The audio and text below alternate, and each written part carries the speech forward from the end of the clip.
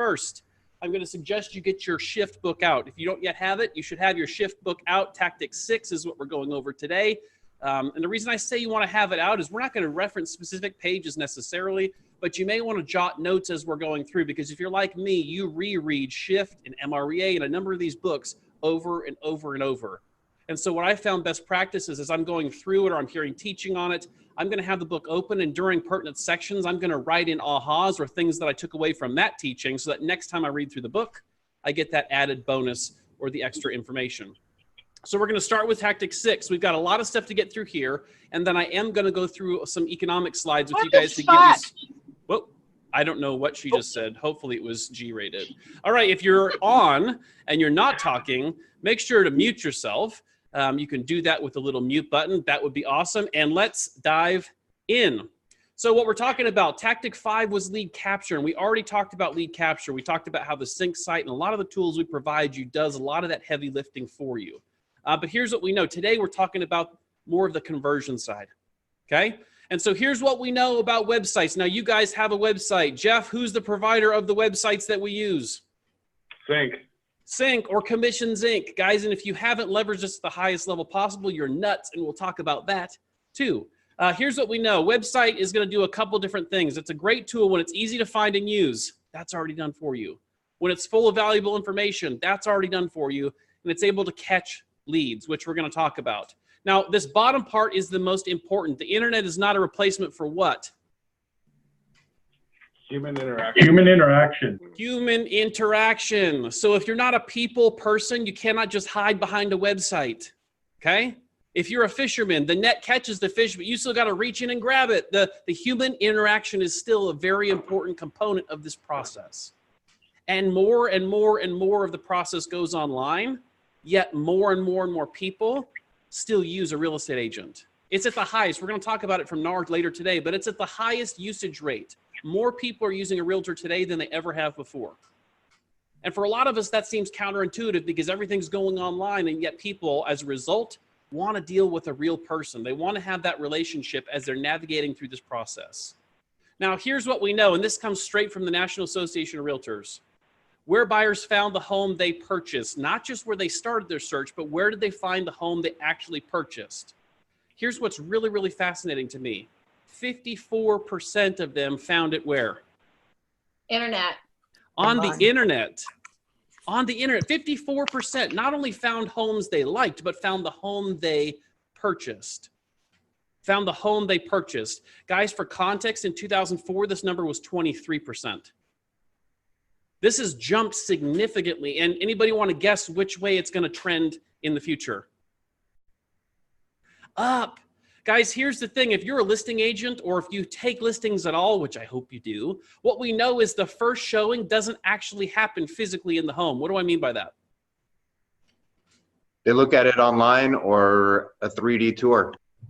100%. This is why things like professional photography, things like staging, all of that together, that's why that's so important, because the first showing happens before they even set foot in the house. Your first showing is online, and these numbers continually back that up and tell that story. Here's what we also know. Your website should work for you, and we're going to talk about that today because there's lots of ways the Sync website and platform works for you behind the scenes so that you don't have to do a lot of the time sucking or wasting things. It's one of the reasons we switched to Sync from Boomtown years ago. The next thing, many websites are sources of free information with no obligation. And some websites require registration before access to anything. What are we thinking about requiring access or registration, Jeff? What are they talking about there if somebody doesn't know what we're talking about? It's talking about the forced registration. So like the difference between, say like Zillow, where you can see the data and information without having to register, versus like our Sync sites where you can go look at a house, click on a couple images, and then you're asked for your information. Absolutely. Now, here's what we know. The push back in the day, and Jeff and I have talked about this, the push back in the day. Yes, believe it or not, this young face was in real estate when we still had our MLS in a book. We didn't even have the MLS online. We got a book delivered every week. Anyone else on the call raise their hand if you had that experience as well? Yeah. Buyers wanted to come to town to buy a home, and guess what you had to do? You had to sit down with them and flip through a thing that looked like a phone book. That's how we knew what was available on the MLS. How times have changed in 14 or 15 years. What we also know is back then, a lot of people didn't like the fact, agents didn't like the fact that websites required information before they would show them access to property. Yet what we know is if you give away all the information without getting anything in return, what do you get ultimately from that process? Yes, Deborah, nothing. Like absolutely nothing. Zilch, zip, nada. How many stores would stay in business if they let everything go off the shelf for free and walk out the front door? None of them would, right? So what we know is the sync site has a balance between the two. It provides them information, it provides them access, but then at a certain point, what does it require they do? Like, so there's a balance there, guys. And here's what we also know. By partnering with a company like Commissions Inc. and Fidelity, do you think they spend tons of money with their data research scientist people studying how long and how far through the process they should wait or get earlier to know where that line is when it's okay to ask for the information? You think they study that on a regular basis? The answer is yes, in a big way. They pay tons of money to study that, so we don't have to. Now, here's what we also know. And yes, today's call, we have lots of movie reference images. So I don't know if you guys have seen this movie. What movie has this come from? Glengarry Glen Ross. Yes. Was that Pablo? You're Yes, my sir. absolute favorite on this call. Yes, Glengarry Glen Ross. The leads are weak. Oh, no, you're not my favorite. No. The leads are weak. And what does he say? The leads aren't weak. You're weak. Here's what we know. Leads are not good or bad, and we're going to talk about that. The difference is what we constitute or call a lead. Would you agree that as agents, we call people leads before they're actually leads? Yes or yes? Yes. So here's what we know. When is a lead a lead? There's a difference between a website visit or a hit. That's just somebody stumbling on your website and stumbling off. Back in the day, we used to judge effectiveness of our websites by how much traffic we would get to it. Do you guys remember the day when the actual URL used to matter because we'd get organic traffic to the website because of what our website domain was? You remember those days? It doesn't matter anymore because how are people being driven to your Commissions Inc. site? Google, Facebook. Google and Facebook. Yes, like all kinds where we're going to where they are and we're fishing and bringing them back to the site for you. There's so many websites where people can get information. They're not organically stumbling upon yours. Right? So hits and inquiries don't really matter. A registration is when somebody gives us their information in return for information we're providing them. When do we consider a registration a lead? This is important. Telephone number. According to Gary Keller, it's when you set an appointment. Absolutely. 110%. They are not a lead until you have an appointment set with them. Until that point, they're a registration. It doesn't mean that they're not worthwhile and they're not worth pursuing and cultivating, which we're going to talk about. What it means is a lot of agents call everybody that sends information on the website a lead. And then they look at the conversion rate of those everybody's and it's low. And so what do they say? The leads are Weak. Weak. And in reality, the leads aren't weak at all. You're weak at converting them and cultivating them, which we're going to talk about today. So there is good news. Here's what we know. Gary says this: a lead is someone who is able, ready, and willing to do business when? Now. Here's what we also know. Is it maybe it's just me? Is it anyone else on this call who's contacted somebody on internet registration off your website and they've said something like, oh, you know, we're not even ready for a couple of years? Has anyone else had that before? Yeah. You've heard that. Absolutely. Right now, those people that said yes, have you ever had those people that told you we're not ready for a couple of years buy in less than 6 months from that time of that conversation? Yep. Guys, I want you to hear me clearly on this. When you walk into a store, somebody says, hi, can I help you? You automatically say what? No, I'm just looking. No, I'm just looking. It's a pre-programmed response. It doesn't mean that your hobby is walking into stores. You came to that store for a reason. You just weren't quite yet ready to engage at that level of dialogue. A lot of times I think we call these people, we have these conversations, we hear the first, no, I'm just looking. And what do? We back stop. off. We completely back off. When in reality, somebody who doesn't is going to get paid by helping that person. Now, here's what we also know. You guys hear me reference this a lot, the profile of home buyers and sellers. The National Association of Realtors every year polls buyers and sellers from that year, asks them the same questions year over year. And that gives us some incredible statistical data that we can use to see trends and how our market's changing. Now, here's what's interesting. Buyers and sellers. 89% of all home buyers search online. Of the 89%, over 90% of it is now on a mobile device. They're not using a website 9 times out of 10. They're using a mobile device, a tablet, a phone, what have you. 54% of them found the home that they bought from that actual search. Now, here's what's also interesting, and you're going to want to write some of these down, these seller stats. Here's what we know. Of course, sellers are using the internet to browse. They want to research the market. They're doing a lot of this work before they even have a conversation with you. They're trying to feel out for themselves what their home might be worth in today's market. They're looking at comparables. Here's the one thing I want you to see. What's inside that circle? They have no loyalty. Okay, guys, they have no loyalty. And the sooner you come to peace and terms with that, the better. I know some agents that frustrates them so much. They get so ticked off because how do these people have no loyalty? Guys, when you're searching for a car online, you're looking at different car dealerships. You don't have loyalty to that dealership either because there's not yet a relationship. So when they're first coming on your website, there is no loyalty. Your job is to earn it. Your job is to build that rapport, build that relationship, which creates loyalty over time. Now, a couple things I want to show you here. Look at the center of this graph. This also comes from NAR. The average tenure in a home before selling is now at 9 years as of the 2018 report. This used to be, anybody remember what the number used to be just a couple years ago? 7. Yeah, 7 years. 5 to 7, and now it's up to 9. Now, there's a lot of factors for this. I'm going to wait to have that conversation until the second half of this part of the call, because we're going to get into actually some of the economic data to show you why that probably is. But what we know is they're sitting longer.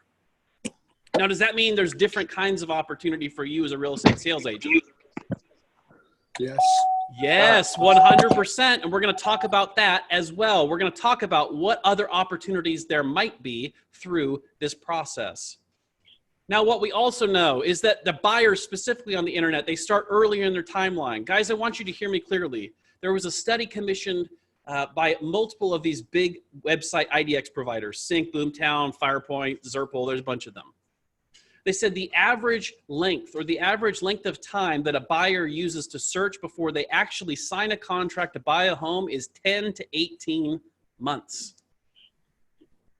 10 to 18 months. So what does that tell you for us in our world, in our game? What does that tell you? It's not too soon to talk to them. Follow up. It's not too soon to talk to them. Follow up. Yes. What else? Put them on a campaign. Yeah, Dan, we have to stay in contact with these people. And the other thing it tells me is we need a lot of them coming into the funnel all the time. Now, what we also know, they're looking to see the market. The same thing the sellers are looking for, the buyers are looking for. Do you believe that buyers are looking at today's market with a little bit of uncertainty? Say yes. Yes, they're absolutely, and I'll show you the data to support that. Buyers are absolutely feeling like this market is about to shift in a big way. Have you noticed buyers being harder to get off the fence recently? Have you noticed buyers being slower to make a decision recently? Guys, this is all based on facts. I'm going to show you after this part of the call, but it's happening right now in front of us. So we have to know about it, and then we have to have a plan to overcome it. Here's what we also know. They're moving quickly from website to website. I've heard a stat, I don't know if it's true, but I would be willing to bet a lot that it probably is, that the average consumer is on typically 3 to 5 websites at any given time searching for properties. 3 to 5 sites. So if they're on yours, you can bet they're on a couple of other agents at the exact same time. We're going to talk about that in a sec as well. What we also know is they're not going to open houses as frequently as they were because they can take an open house tour or a preview tour, like we talked about, online before they actually step foot. They want to understand the buying process, which we're going to talk about, and they want to know that the agent they're going to work with actually has a firm grasp at what's happening, and that's the reason for the second half of our time together today. Now, here's what we know. According to Gary in the Shift book, there's 3 parts of this internet lead gen model. The first one is create and maintain an internet presence, right? Well, we know that's already done because you have Commissions Inc. The second one is lead generate for web traffic. You have to actually go out and drive traffic back to the site. Well, the good news is, being at UHG, that's done for you as well. So what's left? What is your job in this 3-part internet lead gen model? Capture, connect, cultivate, and close. 100%, guys. This is what your job is. The website, the company sync, pay-per-click dollars, everything else is taking care of every other part of this equation for you, so that you can laser focus your energy, effort, and time into capture, connect, cultivate, and close, which we're going to talk about.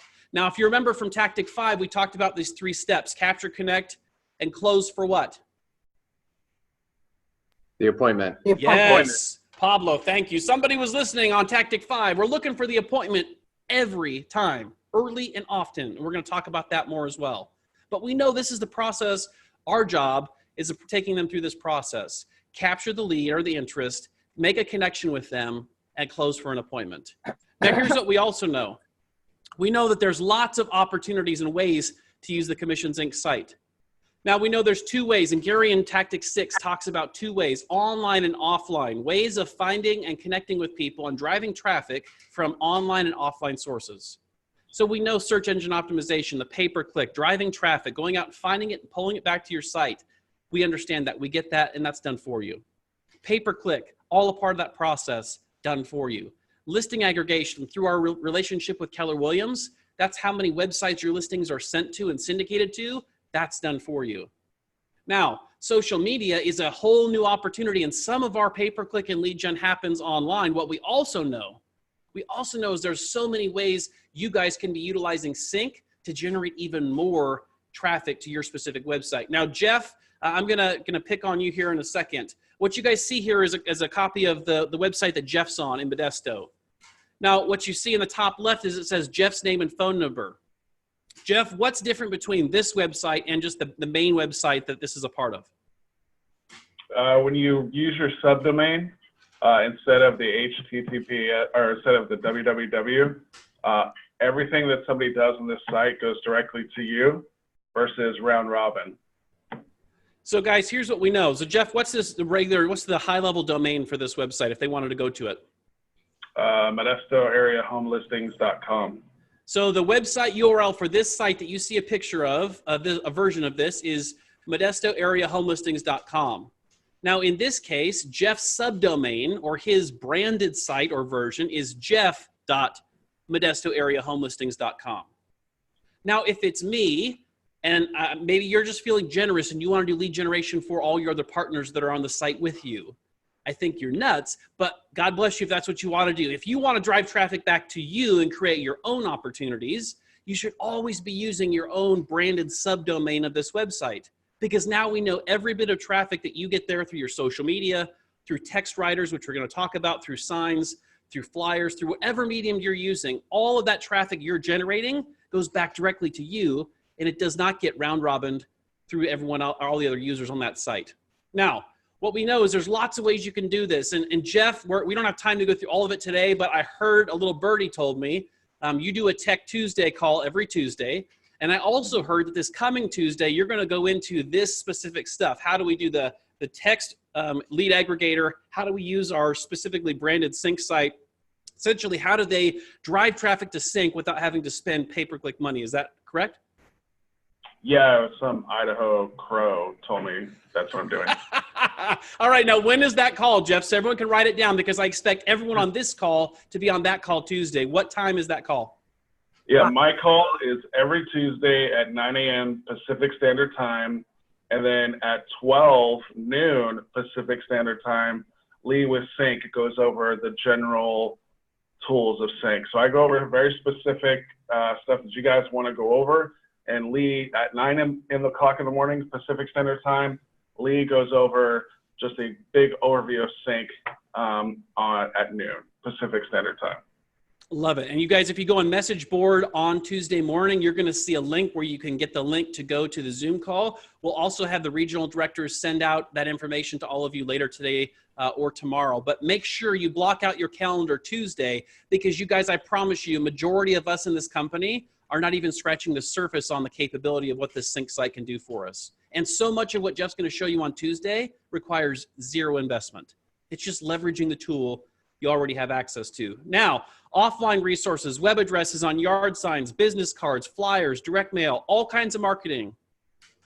You have a text responder where they can text 1234 to 5678 and you can capture that lead inside of Sync because the Commissions Inc. platform provides you that technology at no charge. He's going to go over that Tuesday as well.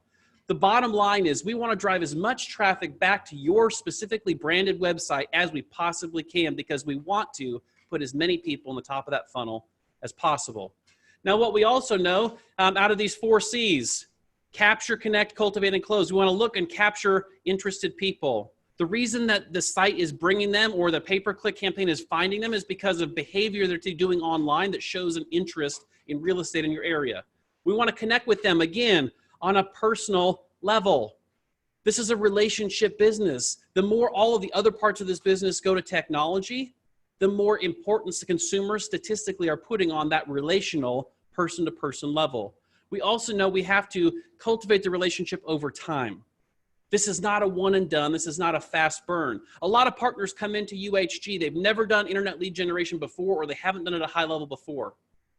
And after a month of working it, they get discouraged because they don't see results now. And yet what we know is the ones that stick with it and are consistent and do it consistently over time develop a landslide of business that begins and picks up and all of a sudden breaks loose all at one time. Now, David Gerard, are you on the call with us today? I'm here.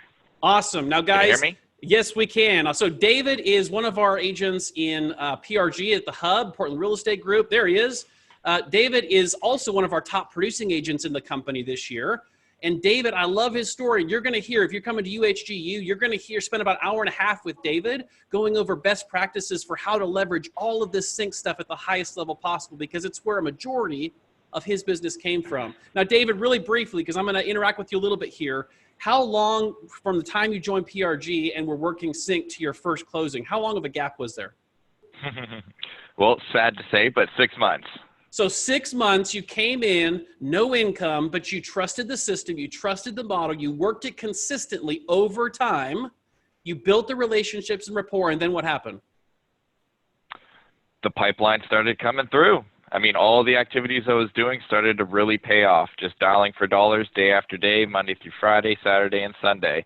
Had a couple buyers who were active and working, a couple things fumbled. That's why it took 6 months. But right when you think it's about to break, everything starts working out. It all starts coming through one after the other. Your confidence builds. Now you're seeing yourself on the phone. You're setting more appointments, one thing after another. Here it comes. I love it. Now, don't go anywhere because we got more slides and I want to pick your brain on some more of this stuff. He just said it, guys. We're closing for an appointment. Every conversation we have with everybody on this site, we're closing for an appointment. We're not closing for writing a contract. What are we closing for? An appointment. The appointment. It's just a face-to-face conversation. Maybe it's to help explain the process of buying or selling a home. Maybe it's to connect them with your lender to get pre-approved for a home. There's lots of reasons for an appointment. And every conversation we have, the ultimate goal and outcome out of every conversation is that we're asking for the appointment. Now, here's what we know as well.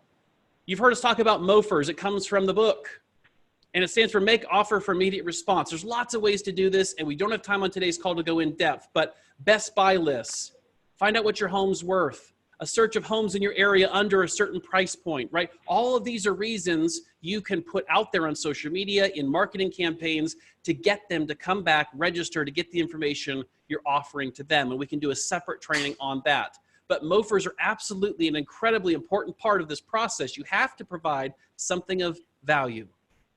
Here's what we also know. Speed counts. How many people remember speed to lead from the last couple calls? Say aye. Unmute yourself and say aye. I want to make sure there's more than one person. Aye.